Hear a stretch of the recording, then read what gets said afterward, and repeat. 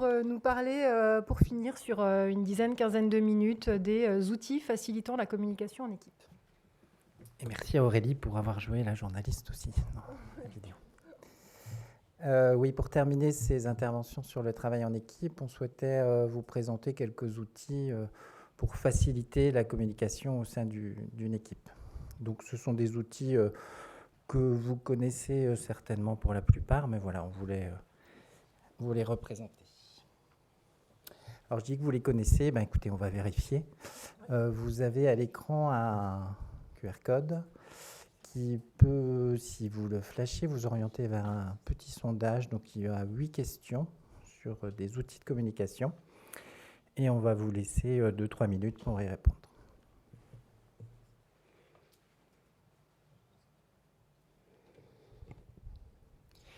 Si jamais à un moment vous buguez et que l'application ne veut pas passer à la question suivante, il suffit de scroller vers le haut et de rescroller vers le bas et normalement ça fonctionne.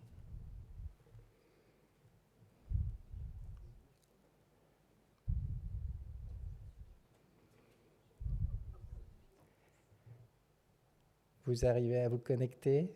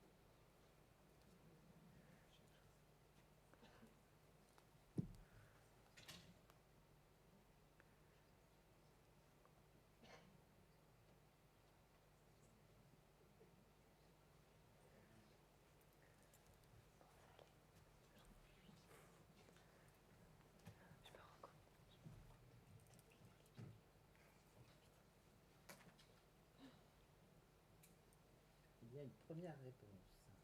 Alors on ne sait pas qui c'est, hein, rassurez-vous. Oui, on n'a pas la place du siège.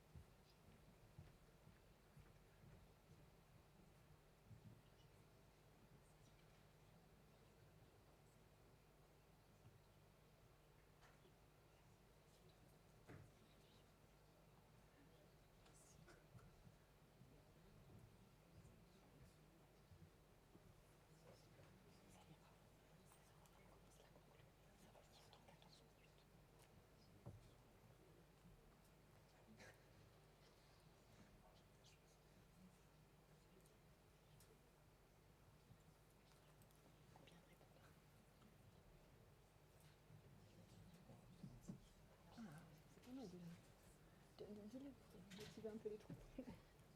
Alors il y a 36 répondants à l'heure actuelle, on va encore attendre une petite trentaine de secondes. Il n'y a toujours pas de sans faute. Ah,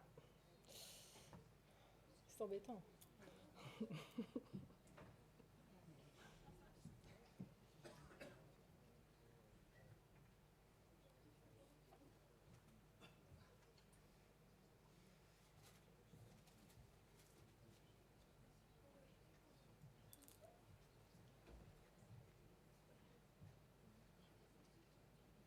Allez, 51 utilisateurs, on va s'arrêter là. Les notes, alors il y a 8 questions, donc entre 1 et 8 normalement.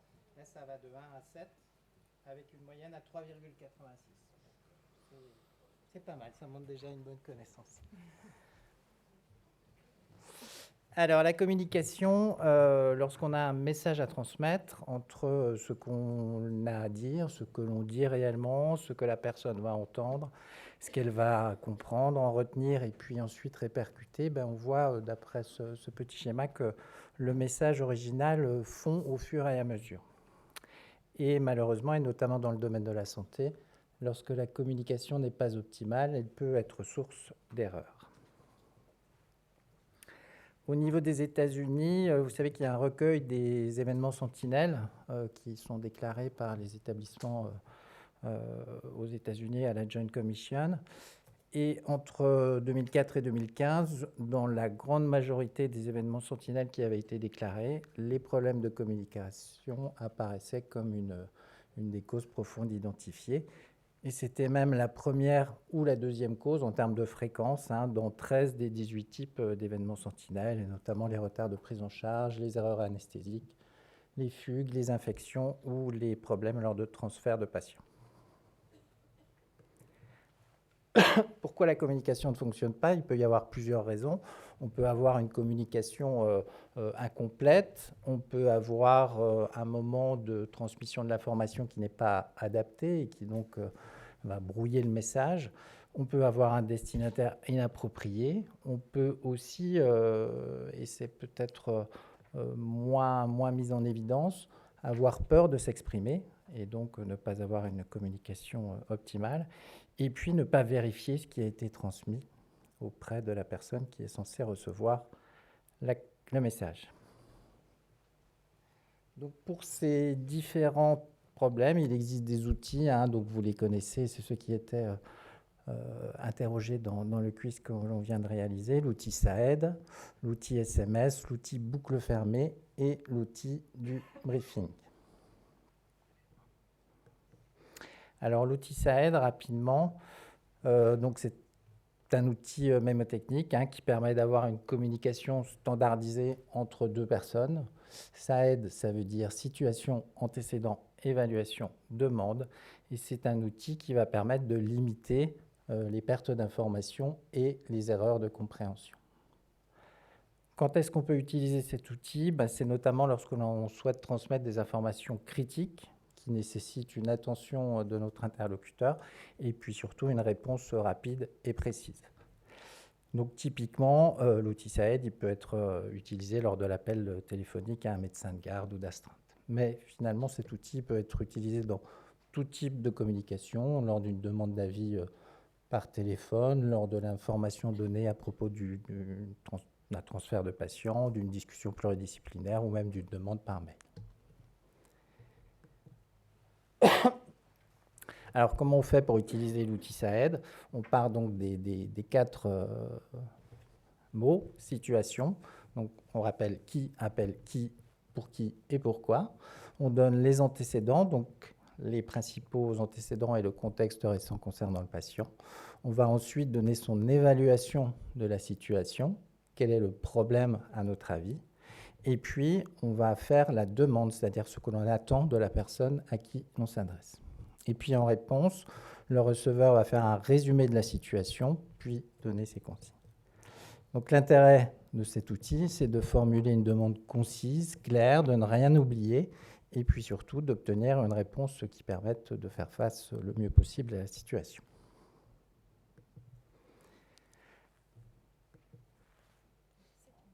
Sept minutes. Et je vais passer celui-ci pour garder les autres. On va passer à la communication boucle fermée. Donc la communication boucle fermée, c'est quoi? C'est un système de communication qui utilise la reformulation. On en a parlé tout à l'heure à différentes reprises. C'est quelque chose qui est beaucoup utilisé dans l'aéronautique parce que ça va permettre de corriger ou de compléter, si besoin, s'il a été mal compris, le message initial. Donc les 3 étapes, c'est on interpelle, il y a une vérification de la part de l'interlocuteur et une confirmation ou une complétude du message initial. Quand est-ce qu'on peut utiliser cet outil? Finalement, lors de tout dialogue entre professionnels, lors de l'appel téléphonique pour délivrer des consignes, lors d'une relève, lors de transmission orale, et également lors du dialogue entre un professionnel et un patient. Et dans ces cas-là, c'est un outil particulier, mais finalement c'est la même chose. C'est ce qu'on appelle le 3-dire, dire, faire dire, redire. Un exemple. Dorothée, Monsieur Trentin va sortir cet après-midi. Peux-tu lui remettre les brochures d'information sur le cholestérol et les soins des pieds et lui donner un rendez-vous de consultation avant la fin de l'année? Très bien. Je remets les documents d'information, management du cholestérol et soins des pieds pour les diabétiques à Monsieur Trentin avant son départ et je lui programme un rendez-vous en décembre. C'est bien ça? Parfait. Merci Dorothée. L'intérêt, c'est tout simplement de s'assurer que les informations et les consignes reçues par la personne à qui on s'adresse sont bien retenues et assimilé. Un dernier outil, le SMS, là aussi, c'est un outil qui répond à pas mal de problématiques qui ont été évoquées dans l'après-midi. C'est quoi le SMS? C'est un outil de communication qui doit être partagé par tous au sein d'une équipe et qui permet d'avoir une notion partagée du danger face à une situation. Alors, c'est dérivé de la méthode CUS qui avait été développée par une compagnie aérienne. Et SMS, ce sont 3 niveaux finalement de danger. Le premier, je suis en souci, donc souci S. Je suis mal à l'aise pour le deuxième niveau, M. Et le troisième niveau, ceci est un enjeu de sécurité. Quand est-ce qu'on peut utiliser cet outil? Finalement, quand une personne se retrouve dans une situation qu'elle trouve un petit peu bizarre, qui engage, d'après elle, la sécurité du patient, et pour lequel tous les professionnels n'ont pas forcément la même vision. Donc le professionnel qui repère un danger va exprimer à son ou ses collègues son ressenti en se basant sur un des 3 niveaux d'alerte, donc 3 niveaux d'alerte croissants. Et ça va permettre de mettre en alerte les autres professionnels de l'équipe. Alors le terme SMS, il peut être modifié, puisque l'intérêt, c'est que chaque équipe définisse et s'approprie son outil. Donc là, vous avez un autre exemple, le hic. Donc ça n'est pas habituel, le premier niveau. Je suis inquiet, le deuxième niveau. Et j'ai vraiment des craintes pour un troisième niveau. L'intérêt de cet outil, c'est qu'on l'a vu, certains professionnels n'osent pas toujours s'exprimer quand quelque chose leur semble aller bizarrement, en se disant que ce n'est pas leur rôle, qu'il y a des personnes plus compétentes. Donc voilà, elles n'osent pas exprimer ce qui les embête, ce qui les tourmente. Et donc à partir d'un langage qui est commun à toute l'équipe et puis qui est d'une certaine manière neutre, elles peuvent exprimer un doute, voire demander l'arrêt d'une action en cours qui mettrait en danger la sécurité d'un patient. Voilà pour quelques outils. Vous aurez à la sortie, alors uniquement si vous sortez par cette porte, parce que de l'autre côté, il n'y en a pas. Vous aurez un petit guide qu'on a élaboré au niveau du RECA qui recense 6 outils comme ça. On vous en a présenté 3, mais vous en aurez 6 dans le guide, plus un document que vous avez peut-être déjà utilisé dans le cadre de la semaine sécurité patient. 4 méthodes pour communiquer efficacement sans perdre de temps et qui reprend aussi des exemples qui permettent de voir l'intérêt de ces outils au sein des équipes de soins. D'accord. Eh bien, on mettra aussi également sur la table ce document sur les critères impératifs.